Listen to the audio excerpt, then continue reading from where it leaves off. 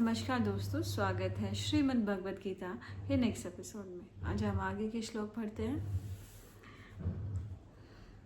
श्री कृष्ण जी अर्जुन को समझाते हुए बोल रहे हैं, हे प्रिय अर्जुन, जो मानव जीवन में इस प्रकार वेदों द्वारा स्थापित यज्ञ चक्र का पालन नहीं करता है, वह निश्चय ही पापमय जीवन व्यतीत करता है। ऐसा व्यक्ति केवल इंद्रियों की तुष्टि के लिए व्यर्थ ही जीवित रहता है। इसमें श्री कृष्ण ने बताया है कि कौन पाप में जीवन जी रहा है और कौन अपने जीवन को व्यर्थ ही गंवा रहा है। अब आप जैसे एक इंसान है, उसने बहुत पढ़ाई लिखाई कर ली लेकिन वो नौकरी नहीं लगा, तो आप क्या कहते हो? अरे इसकी पढ़ाई लिखाई तो खराब है, क्योंकि इतना उसने कष्ट सहा और उसके बाद उसे कुछ फ़ायदा भी नहीं हुआ। तो ये जो हमारा जीवन है, ये हमें मोक्ष पाने के लिए मिला है, लेकिन अगर हम इसे बिना मोक्ष की प्राप्ति के लिए प्रयास किए बिना रह जाएंगे तो ये हमारा जीवन व्यर्थ है। और जो वेदों में लिखा गया है वैसे कर्म अगर हम नहीं करते हैं तो हम पाप कर रहे हैं। देखिए, दो ही काम होते हैं, एक अच्छा काम, एक बुरा काम। अगर आप अच्छा काम नहीं कर रहे हैं तो आप उसके अलावा कुछ ना कुछ काम तो करेंगे, और जब दूसरे काम कर रहे हैं वो आपके पाप ही होंगे ना, तो वो बुरे काम ही होंगे। जैसे दिन में आपको दिया गया कुछ काम है, जैसे माँ बाप बोलते हैं, या आप नौकरी पे जाते हैं तो आप काम कर रहे हैं, लेकिन आप जब एक दिन नौकरी पे नहीं जाते तो क्या करते हैं? क्या उस दिन आप अपनी माँ की सेवा के लिए कुछ करते हैं? क्या उतने ही 5 घंटे या 6 घंटे जितनी आप जॉब पे जाते हो, आपने घर पे रह के कुछ काम किया? नहीं किया, तो आपने वो अपना टाइम वेस्ट कर दिया, क्योंकि आराम तो आप शाम को भी करते हो, सारी रात आराम के लिए ही होती है। लेकिन हमें ये क्या लगता है, अरे एक दिन की तो छुट्टी ली है, मज़े ले। तो जो मज़े लेना है उसमें आप क्या काम करोगे? आप ऐसा काम करोगे जिससे आपकी इंद्रियां राग में, मोह में फंसेंगी। अगर आप उस काम को सही कामों में लगा रहे हैं तो ठीक है, वरना वो आपका टाइम वेस्ट हो जाएगा। तो इसमें यही श्री कृष्ण जी कह रहे हैं कि जो यज्ञ चक्र का पालन नहीं करता है, उसका नहीं करता, वह निश्चय ही पाप में जीवन व्यतीत कर रहा है। वही अगर आपने अपने समय का सदुपयोग नहीं किया तो आप वही समय पाप कर्मों में लगा रहे हैं। किसी से फ़ोन पे बात करेंगे, चुगली करेंगे, इधर उधर घूमने जाएंगे फालतू में, तो वो आप पाप में जीवन ही जी रहे हैं, जब आप अच्छा काम नहीं कर रहे हैं। तो ऐसा व्यक्ति केवल इंद्रियों की तुष्टि के लिए व्यर्थ ही जीता रहता है। तो फिर क्या होता है ना, जिस दिन हम छुट्टी ले लेते हैं ना, उस दिन हम ये सोचते हैं आज तो मेरी जितनी इंद्रियां हैं ना उनको तुष्ट कर दूँ, जितना भी इनमें इनको मैं खुश करने की कोशिश कर सकता हूँ ना, उतना ही मैं खुश करूँ इनको। ये आप उस चीज़ को देख लेते हैं कि बस आज तो छुट्टी ले ली, आज तो मैं सिर्फ मज़े करूँगा। आप उसी समय को किसी अच्छे काम में भी लगा सकते हैं। आगे श्री कृष्ण कहते हैं, किंतु जो व्यक्ति आत्मा में ही आनंद लेता है तथा जिसका जीवन आत्म साक्षात्कार युक्त है और जो अपने में ही पूर्णता संतुष्ट रहता है, उसके लिए कुछ करणीय नहीं होता है। ये कब होता है? जब हम अपने ही आत्मा में संतुष्ट होते हैं तो हमें कोई कर्तव्य ही नहीं लगता है, क्योंकि हमें आत्म साक्षात्कार हो चुका है। वो व्यक्ति तो बिना कर्तव्य समझे, बिना खुशी समझे वो कार्य करेगा ही, वो ईश्वर का कार्य हमेशा ही करेगा। देखिए, एक जो नॉर्मल इंसान होता है, अगर वो समझदार है तो वो अपना जो अच्छे अच्छे काम है उनको अपना कर्तव्य मान के करता है, राइट। और जो समझदार नहीं होता वो ऐसे ही एहसान, दूसरों पे एहसान करके करता है काम। अरे मैंने इतना काम कर दिया, तुम पे एहसान किया। समझदार व्यक्ति उसको ऐसे कर्तव्य करता है। लेकिन जिसके अंदर आत्मज्ञान हो चुका है वो कार्य कैसे करता है? ईश्वर को सौंप कर। वो अपना कर्तव्य नहीं समझता, वो सोचता है सारे काम मुझे ईश्वर को सौंपने हैं बस। क्योंकि कर्तव्य में भी हमें ना हम एक स्ट्रेस ले लेते हैं। आजकल यही हो रहा है, माँ को अपने बच्चों को पढ़ाने का स्ट्रेस है कि मेरा कर्तव्य है, मुझे पढ़ाना है, तो वो इतना स्ट्रेस ले लेते हैं। कर्तव्य में भी स्ट्रेस लेने लगे हैं आजकल लोग। तो उस कर्तव्य को भी मिटा दिया, और उससे भी आगे क्या है, जब आप सारे कार्य ईश्वर को समर्पित करके करते हैं तो वो सब कार्य जो डिफरेंस आ गया कि हमें उस लेवल पे पहुंचना है कि हमें कर्तव्य से भी आगे पहुंचकर आत्म साक्षात्कार जब हमें हो जाएगा तब हमें वैसी फीलिंग होगी, तब हमें कुछ काम ही नहीं लगेगा, ना वो जिम्मेवारी लगेगी। अभी माँ बाप को है कि अरे इतनी बड़ी जिम्मेवारी है, बच्चों को पालना, फिर उन्हें नौकरी लगाना, फिर उनकी शादी करना, फिर उनके भी बच्चे हो जाए, उनका भी घर परिवार पूरा हो जाए, उसकी चिंता। तो वो जिम्मेवारियाँ जो उनका कर्तव्य है उनके बोझ तले दब जाते हैं। लेकिन जब भी हमें ईश्वर प्राप्ति हो जाती है तो हम किसी कार्य को कर्तव्य भी नहीं समझते हैं, खुशी खुशी कर देते हैं कि बस ईश्वर के लिए कर रहा हूँ मैं जो कार्य कर रहा हूँ। आगे देखते हैं। अतः कर्म फल में आसक्त हुए बिना मनुष्य को अपना कर्तव्य समझकर निरंतर कर्म करते रहना चाहिए, क्योंकि अनासक्त होकर कर्म करने से उसे ब्रह्म की प्राप्ति होती है। देखिए, अब बता दिया कि ब्रह्म की प्राप्ति कैसे होगी, जब आप कर्म फल में आसक्त नहीं होते हैं कि जो मैंने काम कर दिया ईश्वर को समर्पित कर दिया, बस मुझे उसके फल की इच्छा ही नहीं है। बस यही बात बताइए इसमें। दोबारा पढ़ते हैं। कर्म फल में आसक्त हुए बिना मनुष्य को अपना कर्तव्य समझकर निरंतर कर्म करते रहना चाहिए, क्योंकि अनासक्त होकर कर्म करने से उसे ब्रह्म की प्राप्ति हो जाएगी। देखिए, कर्तव्य कब करते हैं लोग कि कर्म फल की में आसक्त होकर कि भाई ये जिम्मेवारी है कि मैं बच्चों को अच्छा पढ़ाऊंगा, तो मतलब मैं उनकी नौकरी लग जाएगी। ये कर्तव्य आपने किया अच्छे फल को सोच के, आगे दिमाग में अच्छे फल को सोच के। लेकिन जब ये काम आप अनासक्त होकर करेंगे तो आपको ब्रह्म मिल जाएगा। तो दो चीज़ें बोली गई, आसक्त होकर, अनासक्त होकर। अनासक्त मतलब जब आप ब्रह्म को सौंप देते हो सारी चीज़ें कि मैं आपके लिए कर रहा हूँ। जब आप ये सोच के करेंगे कि मैं ब्रह्म के लिए कर रहा हूँ तो ब्रह्म मिल जाएगा। लेकिन कर्म जब आप कर्तव्य भी करते हो तो आप कर्म फल में आसक्त होकर कर्तव्य करते हो। कर्तव्य पालन करने हो ये भी बहुत बड़ी बात है, लेकिन उसमें क्या है ना, हम कर्म फल में आसक्त हो जाते हैं। तो कर्म फल में आसक्त होकर कर्तव्य करोगे तो आपको फल तो मिलेगा, लेकिन ब्रह्म नहीं मिल सकते। ब्रह्म कैसे मिलेगी? जब अनासक्त होकर करोगे, उसकी कोई इच्छा नहीं, कर्म फल की इच्छा ही नहीं होगी आपके अंदर। इसमें ये बताया गया है। आगे देखते हैं। जनक जैसे राजाओं ने केवल नित्य कर्मों को करने से ही सिद्धि प्राप्त की, अतः सामान्य जनों को शिक्षित करने की दृष्टि से तुम्हें कर्म करना चाहिए। देखिए, अब श्री कृष्ण अर्जुन को बता रहे हैं कि तुझे राजा जनक की तरह बनना है, ताकि तू नित्य जो कर्म कर रहा है उससे भी तुझे सिद्धि प्राप्त हो जाए। इसलिए तू युद्ध कर, युद्ध करते करते भी तुझे सिद्धि प्राप्त हो सकती है। तू राजा जनक जैसा बन। लेकिन अतः सामान्य जनों को शिक्षित करने की दृष्टि से तुम्हें कर्म करना चाहिए। अब जो सामान्य लोग हैं उनको शिक्षित हम कैसे कर सकते हैं? किसी इंसान को कुछ सिखाना हो, कुछ बताना हो तो क्या करते हैं? उसके सामने वही काम करते हैं। जैसे छोटा बच्चा है, वो कैसे सीखता है? वो बोलना, चलना, खाना, पीना सब कुछ वो देखकर ही सीखता है। तो ऐसे जो शिक्षित लोग हैं उन्हें अपने नित्य कर्म इसलिए करने चाहिए ताकि जो सामान्य जन हैं वो उन कर्मों को देखकर उनसे सीख सकें। सिर्फ ऐसे नहीं कि उन्हें सिर्फ शिक्षित कर दो कि हाँ सच बोलना चाहिए, सच बोलना चाहिए, सच बोलना चाहिए। ऐसे शिक्षित नहीं होंगे सामान्य जन, क्योंकि उनकी बुद्धि इतनी प्रबल नहीं हुई है। तो उन्हें कैसे बताना है हमें? नित्य कर्म करके। जब हम सच बोलेंगे, जब हम दूसरों की सहायता करेंगे, जब हम अच्छा बोलेंगे दूसरों से।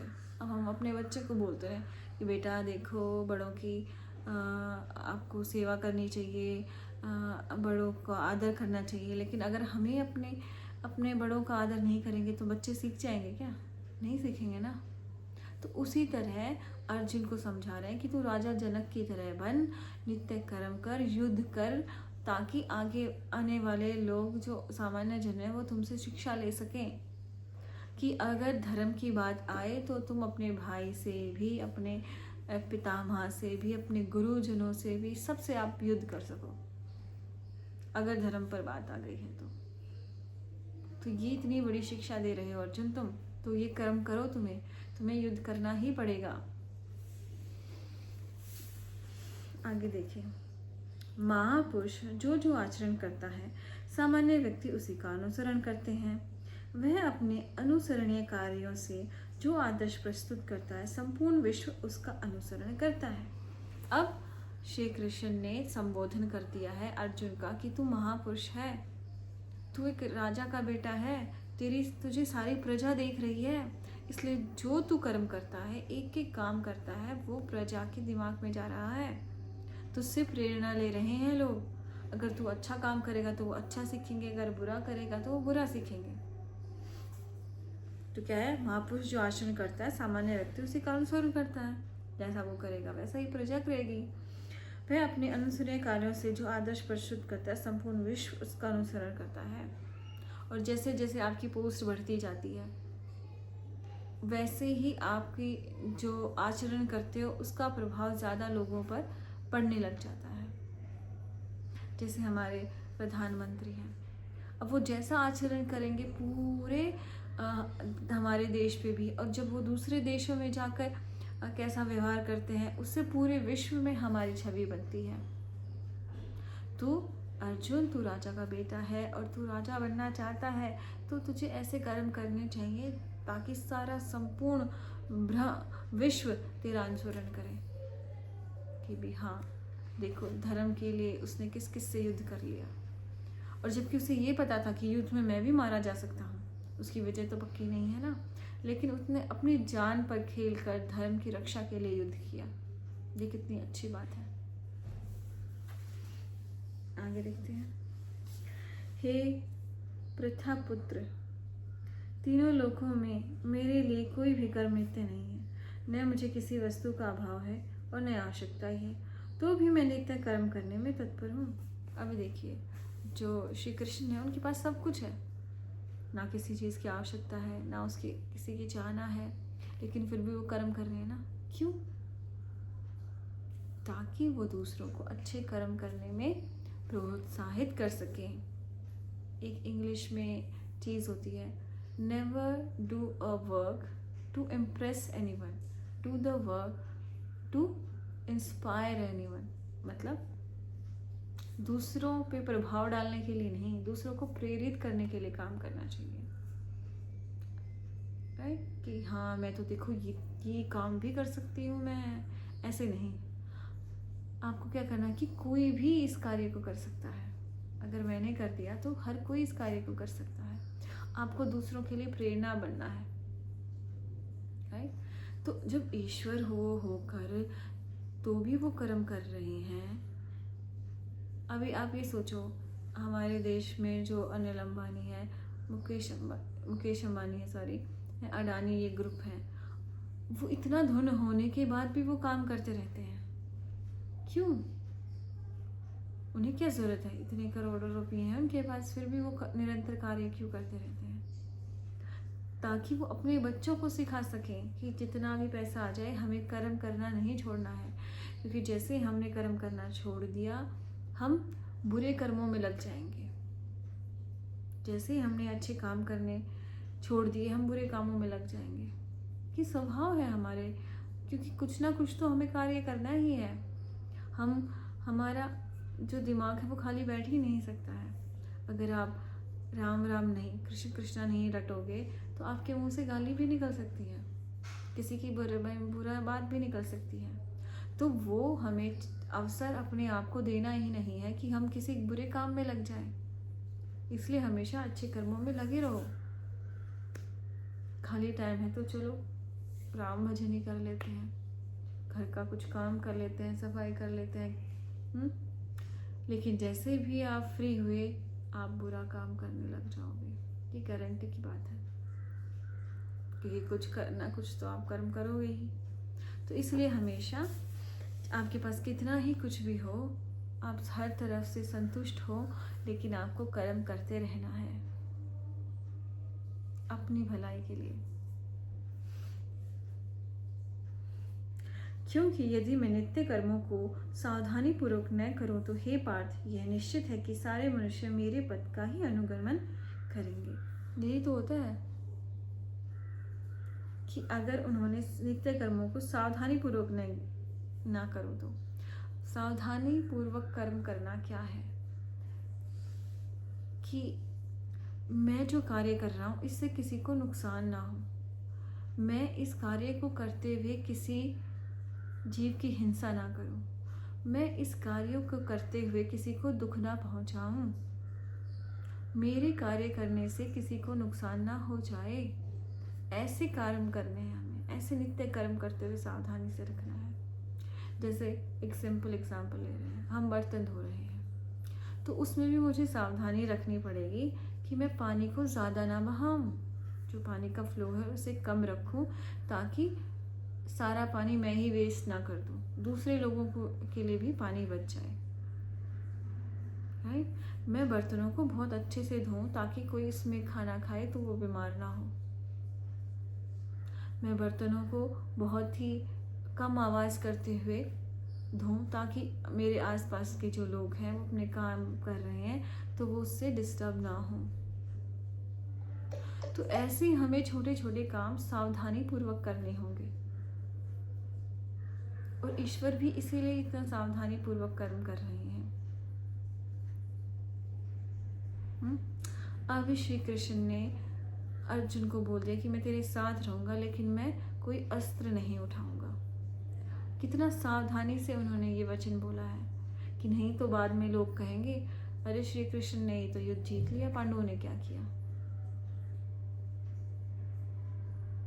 तो कितना सावधानी पूर्वक उन्होंने एक सारथी का चयन किया कि मैं तेरा सारथी बनूंगा, तुझे युद्ध में तो जिताऊंगा लेकिन नाम तेरा होगा, ताकि आगे लोगों को अवसर ये चीज़ पता चले कि भगवान से सिर्फ प्रार्थना नहीं करनी है कि भगवान बस आप ही हो, आप ही मुझे लखपति करोड़पति बना दो, मैं कुछ कर्म नहीं करूँगा। लेकिन वहाँ पे उपदेश दिया कि मैं तेरा सारथी हूँ, तू आगे चल, मैं तुझे बताता जाऊँगा लेकिन कर्म तुझे ही करना है, पर मैं ये बता दूंगा तुझे कौन सा कर्म कब और कहाँ करना है, मैं तेरे साथ हूँ। इतनी बड़ी सीख श्री कृष्ण ने सारथी बनकर दे दी है हमें। लेकिन कुछ लोग क्या है ना, बस भगवान ही कर देंगे तुम्हारा सब कुछ, तुम 1.25 रुपये का प्रसाद बांट दो, तुम दिन में 2 घंटे मेरी पूजा कर लो, सारे काम हो जाएंगे, मैं ही कर दूंगा, तुम्हें करने की ज़रूरत ही नहीं है। लेकिन करने की ज़रूरत है, हमारे साथ ईश्वर है लेकिन करना हमें ही पड़ेगा, क्योंकि ईश्वर ये भी तो चाहते हैं ना कि मेरा बच्चा जो है, मेरी जितने भी प्राणी हैं, जो मेरा अंश है, वो सारे बुरे कर्मों में ना लग जाए, इसलिए उन्हें कर्म करने के लिए मैंने बना दिया, बुद्धि दे दी है, उस बुद्धि में मैं विराजमान हूँ और उनसे सारे अच्छे काम मैं करवाऊंगा। इस तरह से हमें काम करना है, खुद नहीं करना तो हमें मैनेजर तो एटलीस्ट बनना है ना, हम सबसे काम कराएं अच्छे से, उन्हें सिखाएं, लेकिन ये नहीं है कि बस तुम कर लो मैं बैठ के अपने मज़े लूँगा, ऐसे नहीं करना है, कभी भी नहीं करना है। आगे देखिए, यदि मैं नित्य कर्म न करूं तो ये सारे लोग नष्ट हो जाएं, तब मैं वांछित जन समुदाय को उत्पन्न करने का कारण हो जाऊंगा और इस तरह संपूर्ण प्राणियों की शांति का विनाशक बन जाऊंगा। क्योंकि देखिए अब ये क्यों कह दिया है कि मैं अगर ये नित्य कर्म न करूं तो लोग नष्ट हो जाएंगे। क्यों हो जाएंगे नष्ट?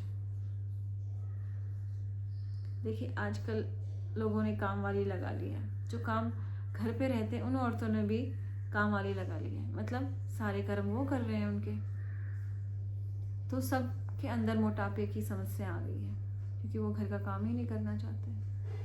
मशीनें आ गई हैं जो घर का सारा काम करती हैं, जिससे फिर से मोटापा आ गया है। तो ईश्वर भी यही कह रहे हैं कि अगर मैंने उनके काम करने स्टार्ट कर दिए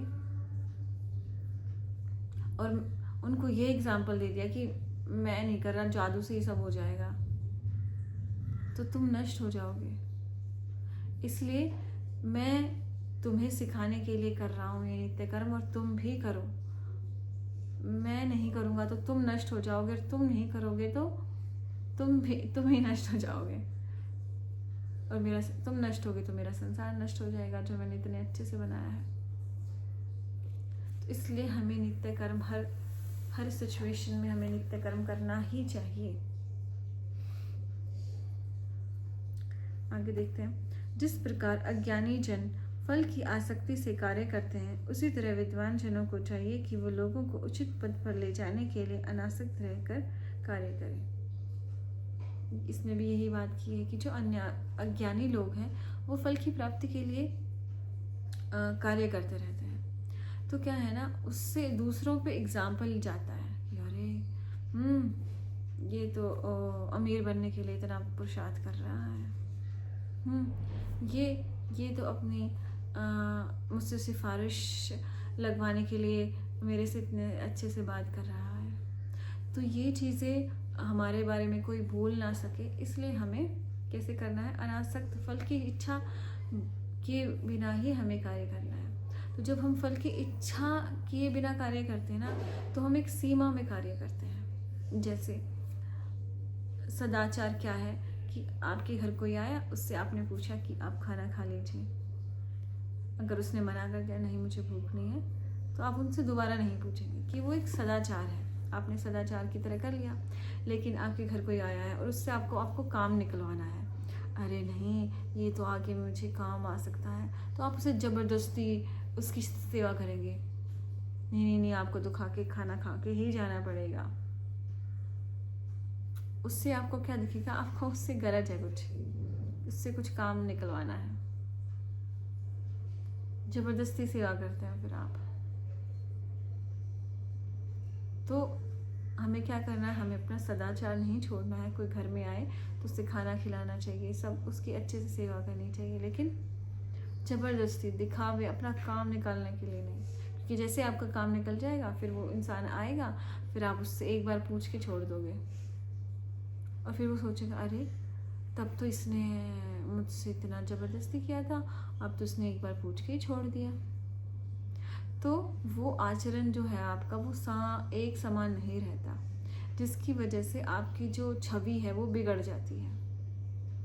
इसलिए आप जैसे हो सदाचार से रहो, अपने फ़ायदे के लिए अपना आचरण इधर उधर मत करो। अगर आप अच्छे हो तो हमेशा अच्छे ही रहो ना, उसमें प्रॉब्लम क्या है। फिर आपको कोई जो आसक्ति है, जो हमारा लगाव है कर्म फल में, वो हट जाएगा और हम हमेशा अच्छे बन के रहेंगे।